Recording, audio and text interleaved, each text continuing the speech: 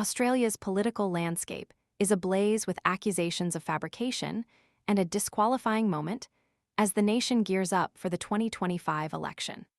The controversy centers around opposition leader Peter Dutton's claims regarding a potential Russian military presence in Indonesia, a development that has sent shockwaves through the Australian political establishment.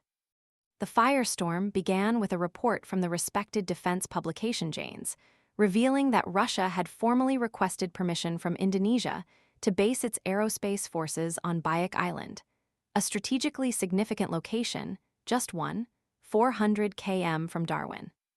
This revelation immediately sparked concerns about the potential implications for Australia's national security. Dutton, seizing on the report, launched a scathing attack on the government, questioning Prime Minister Albanese's knowledge of the situation. In a press conference, he posed the pointed question: did the Prime Minister know about this before it was publicly announced by the President of Indonesia? He further amplified his concerns on the ABC, emphasizing the catastrophic consequences of the government's alleged ignorance. "That's obviously come from the administration," he stated, adding that a lack of prior knowledge would represent a catastrophic failure. Dutton alluded to commentary and statements emanating from the Prabowo administration, suggesting confirmation of the discussions between Russia and Indonesia. However, he conspicuously avoided directly quoting or providing verifiable evidence from President Subianto himself. This is where the gloves came off. The government swiftly and forcefully refuted Dutton's claims, unleashing a barrage of criticism. Foreign Minister Penny Wong led the charge, accusing Dutton of fabricating a statement attributed to Indonesian President Prabowo Subianto. She characterized his actions as a reckless attempt to mislead the Australian public and exploit a sensitive national security issue for political gain. The accusation of fabrication carries immense weight, suggesting not only a misrepresentation of facts, but also a deliberate attempt to deceive. The gravity of such an accusation is amplified by its timing, just months ahead of a crucial national election. Treasurer Jim Chalmers joined the chorus of condemnation, describing Dutton's actions as a disqualifying moment for the upcoming election. This stark assessment underscores the severity of the situation and hints at the potential electoral consequences for the opposition leader.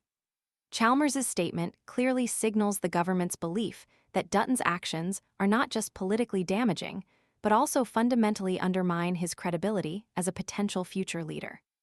The Prime Minister himself weighed in during a press conference, firmly rejecting the claims as unfounded. Albanese categorically stated that there was no basis for assuming the Janes report was accurate.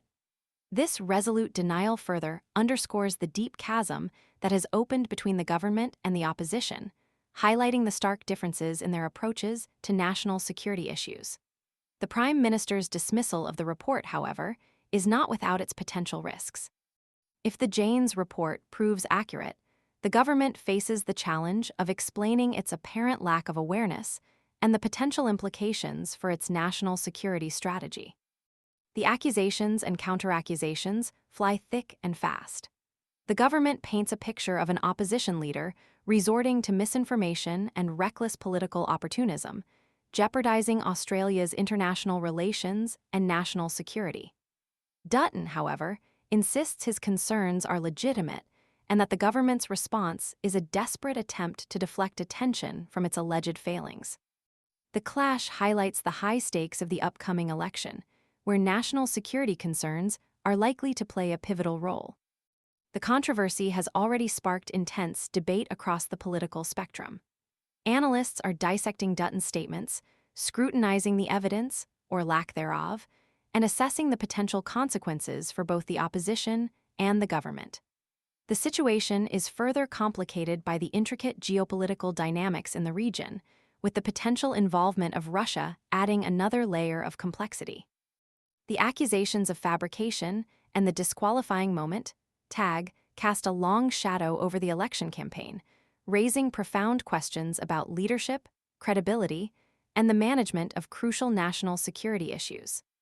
The coming weeks will be crucial in determining how the Australian public responds to this unfolding drama and its impact on the upcoming 2025 election.